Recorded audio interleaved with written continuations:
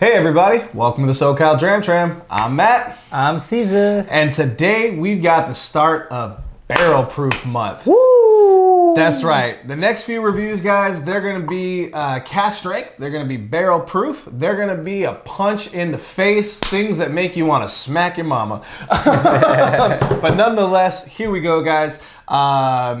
Starting out the gate, we got a heavy hitter. We got the Elijahcraig Barrel Proof. This is aged 12 years. This is the C919 batch. I was fortunate enough to pick this up at Bevmo at retail, so I was happy about that. And we've sampled a little bit of this. I've sacrificed the neck pour. Caesar's had a little bit, and it's no joke. It's definitely got some good flavors, good nose, and we're going to get into it. What are your initial thoughts, Caesar? Folks, nothing in this category is going to be a joke. Everything's going to be barrel proof. Everything's going to be cask strength. Everything's going to be the strongest it can be, tasting as close to it being fresh out of the barrel. So everything in this month is going to be a heavy hitter, folks. So this isn't for, you youngins trying to get into whiskey, or if you're going to get into this, then be prepared for something great.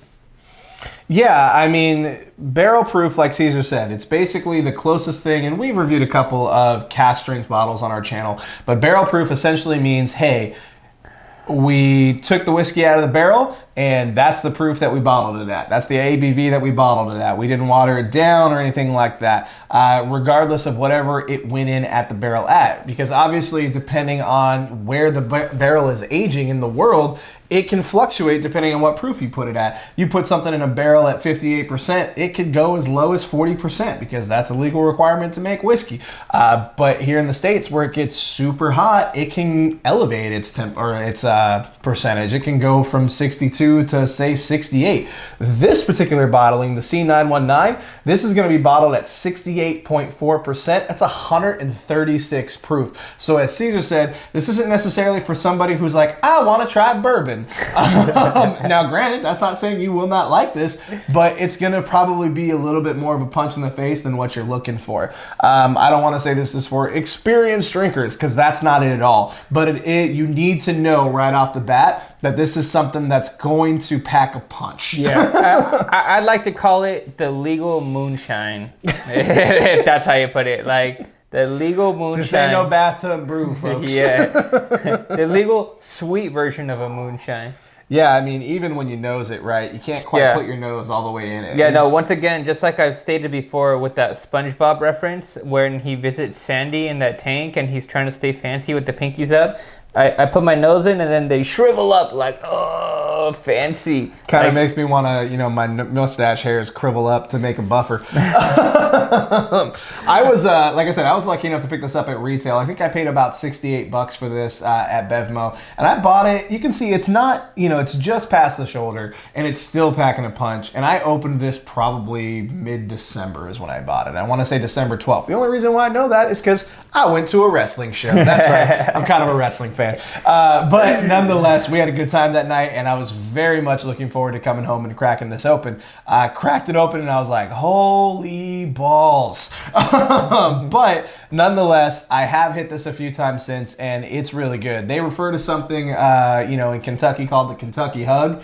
This is a Kentucky Hug, folks. So what are you getting on the nose on this guy? Actually, before we do that, for coins today, I'm actually going to be using my Scotch for Dummies. Don't hate me, fellas. I know we're reviewing a bourbon, but the reason why I'm using your coin is because I remember way back when you guys reviewed White Walker and you guys had Mike on for your show, for the live show that week. That's right, Bourbon Shenanigans. He brought out the Kentucky Hug. So that's right, calling it back, long-term storytelling. Wrestling. But I'm going to be using Drew's coin for burnt toast. And the reason why I'm using that, I'm going to get into that in a little bit. Whose coins are you using? I'm going to use, for my coaster coin, as usual, I'm going to go with my high quality bourbon coin, folks. Look at this. Look at this greatness. Look at this beautiful glossy piece of metal right here. And then for my topper coin, I'm going to go with also Whiskey Guy because, to be honest, if I was reincarnated, I'd probably be this old soul right here. What? I hate you. I feel like we need an I hate you meter where it drops down right in the middle here digitally, and we just strike a tally every time I say it for Caesar. But on the nose on this guy, like I said, it's a little bit of a punch, so you do have to let it air out a little bit. But lots of darkness. I was going to say, you know what it brings for me? Besides, you know, my nose hair is turning into SpongeBob and shriveling up at the fact of it being in the same vicinity of something so high in alcohol, I actually am getting, I came from the ghetto where my mother struggled, so she'd home make, what is it, cinnamon, or what's that bread with cinnamon and breakfast bread? What's that called? Cinnamon rolls? No. I was really hoping it was cinnamon rolls just to be simple. French toast, there we okay. go. So my mama used to get Wonder Bread and hand make a special formula to turn Wonder Bread into French toast. And and eggs and cinnamon and, you know, the good sweet stuff. This reminds me of that. This reminds me of when my mom would home make French toast, and I'd be like, wow, like this is bringing me back to that. This is Wonder Bread with cinnamon on it. This tastes really good, or smells really good. Yeah, I mean, that's always the fun bit about whiskey, right? Like, what memory does it trigger? For me, like, when I'm taking a sniff on the nose, like, it gives me those dark, like, caramels, bitter chocolate, like, things like that. Bitter chocolate? Yeah, like a bittersweet chocolate. Like, because when you taste it, like, I've had a sip, and folks, for anybody who's a little bit new to cask strength or barrel proof, something that I recommend, maybe work up a little, it sounds really gross, but work up a little bit of spit in your mouth, so that way when the whiskey hits it, you're not going to get, you know, your palate's not going to burn out. It kind of fizzles out and kind of dissolves on your palate. You don't need to worry too much about it. But nonetheless, on the palate on this guy, dark cherries, like black cherries. Like if you think like black cherry cola, like if you think of those like IBC root beers where they have like different flavors, things like that, like black cherry cola is coming to mind right off the bat. I'm one of the weird ones in the world where I love black cherry, so to me, this is great, but it's black cherry with a kick. Almost as if you took black cherries and put them in with that like mason jar moonshine liquid that you see at Total Wine or Bevmo, and you started eating the cherries. I remember one time talking about memories. Yeah, Old Smoky. I remember one time I, let's just say that I acquired some, and needless to say, we were popping those cherries, and one of my buddies, he was taking like 3 or 4 of them, and he went from like 0 to drunk. And it was incredible. What are you getting on the palate on there? Have you tried it yet? So, I actually haven't tried it yet. We'll see. It's interesting. As you take a sip, the alcohol burn. The alcohol burn kind of goes away after you take a sip. Folks, so, I mean, let's just address the elephant in the room here. It's gonna punch you in the face. It's gonna smack you like, oh, like you don't even know. But once it's like Mike Tyson's Punch Out. but once that smack settles a little bit and you're coming back to your senses, this right here, folks, tastes like what is this barreled at? 68. This tastes like a 68% alcohol Reese's Pieces peanut butter cup. That's exactly what it tastes like. I get a sweet peanut butter chocolatey coming through with it. Oh my God, it's so good, folks.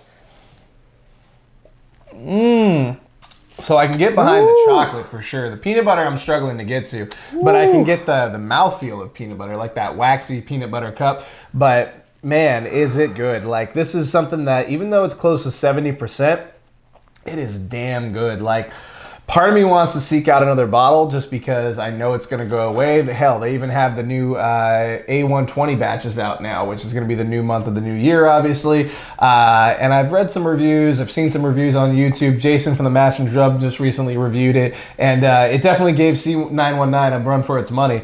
But this one's solid, folks. Like, I mean, that peanut butter cup note that he's talking about, like I said, I get a lot of that chocolate. I get a lot of that caramel. For me, he's equated into a candy, so he's trying to take my fat kid reign, but it's never going to happen because Rolos and Caramellos, fellas, this guy is delicious. And I just put about 5 drops of water on it because this thing can take it. It's going to laugh off the water anyway. It just kind of enriches the sweetness. It kind of makes it a little bit less bold and more sweet.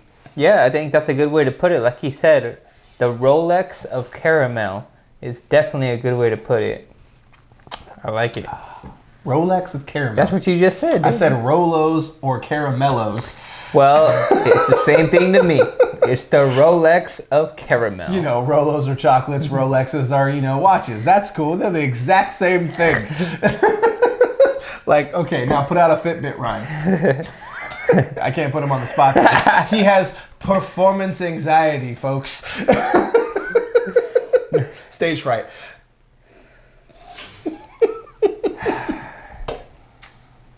I really can't get over how much this tastes like a high quality, high alcohol Reese's peanut butter cup. I mean, folks, I don't know if you can see it on the glass through the camera, but even with the water, that thing's got legs for days. So this thing, in terms of a finish, it's just weeks. staying with you, right?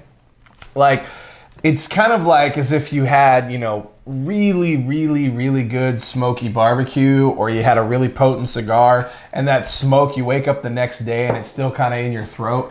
That's kind of what this is for me right now. Granted, it's not the next day, and we're not going to get together tomorrow to reshoot it, but nonetheless, the flavors are just stuck there, but they're not unpleasant in any way, shape, or form. You got anything else with the water on this guy so far? I just put the water.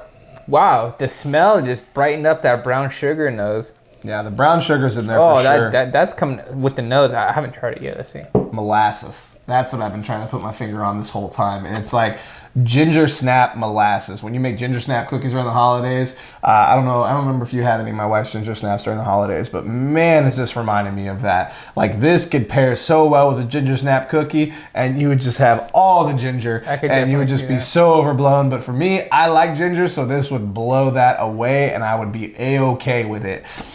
Putting water in it, the smell got a lot sweeter, but the taste, it definitely mellowed out the heavy punch of the alcohol. To be honest, for as far as taste goes, adding a little bit of water to it reminded me of the original small batch, non-cask strength version. I think it's very closely related to that more than with the heavy taste. But even with that being said, and even with that cask strength being a punch in the face, I love it. I'd rather prefer this neat. With it being neat, it's like a high quality, high alcohol Reese's peanut butter cup, and I am blown away at that because I'm like, wow, I didn't think I could bring those two flavors together, but folks, that's what it is right here. Yeah, I mean, be sure to check out our Elijah Craig video. That was part of our Budget Month series. You can check it out right here. And I would say this is pretty reminiscent of that, right? This is something that is just bottled at a higher proof. But I would still say there's a little bit more depth to this bottle. There's a little bit more that it's got to give. Now, granted, maybe that's just because of where we were in our journey at that particular point in time, depending on how much we had to drink that night. Who knows? But this guy is definitely something good. My hat's off to you, Elijah Craig. And I gotta say, for $70, let's call it, for the availability, it's tough to get. Like, it's not like you can walk into a store and buy this. Like, there's a couple stores in our area that I know that have it, so I can walk in and grab it, but most people have a tough time finding it. So if you can get it for under, let's say, 80 to 90 bucks, 100 bucks is stretching it. Like, I wouldn't pay more than 100 bucks for this, because there's some good stuff out there. There's some good scotches that we have. There's some good SMWS bottles that you can get, all that good stuff for over 100 bucks. So I wouldn't pay any more than $100 for sure for this guy. But if you can get this at retail at 70 bucks, for the journey that it's going to give you, for the engagement that it's going to have, I would definitely recommend picking it up. And again, I don't want to say I prefer it neat, but I don't necessarily prefer it with the water. It's got a lot to give in both aspects. So for me, the proof, the value, if you can get it at retail, if you can find it, it's a 4. Like, I think this guy has got a lot to give. It's got a lot of good flavors. It's definitely something that I will revisit time and time again. And as you can see, I've had it since December, and this bottle necessarily isn't going down very quickly because it's not something you're gonna hit every night. It's something that you're gonna learn to appreciate, and it's something that you gotta be in the mood to have. Like, if it's a hot day, you ain't drinking this. If it's a cold night, oh yeah, this guy's what you're gonna wanna have. What are you thinking? As far as ratings go, I'm honestly gonna give it a 4 as well. Cause it's Elijah Craig. This makes me wanna beg. I wouldn't mind drinking this on the reg.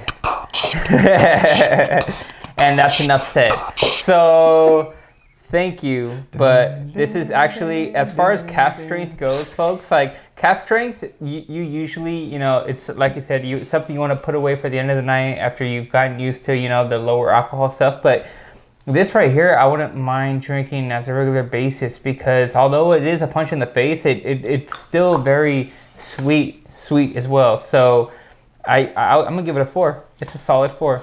Fantastic. Well, it's a 4 from me. It's a 4 from him. It's another slam poetry album dropping this holiday. But guys, do us a favor. Hit us up in the comments. Have you had the Elijah Craig Barrel Proof? Which barrel proof version have you had? Have you had C919, A120, one of the older ones? Have you had the bottle of wow? That's right, Scotch Test Dummies. I know who you are. AC130. But hey, maybe you had the B5150. I don't know.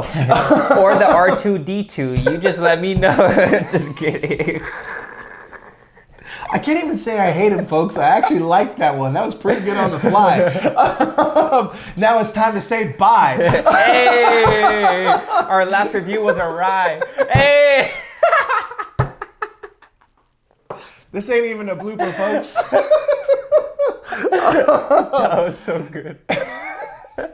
Hit the like video. Hit subscribe. Hit that little bell for notifications. To stay alive. Hey! But check us out on the socials, Instagram, Twitter, Facebook, at SoCal Dram Tram. I ain't got nothing else to add. You got anything else to add? I don't think so, buddy. You know what comes next. All aboard. See you next time.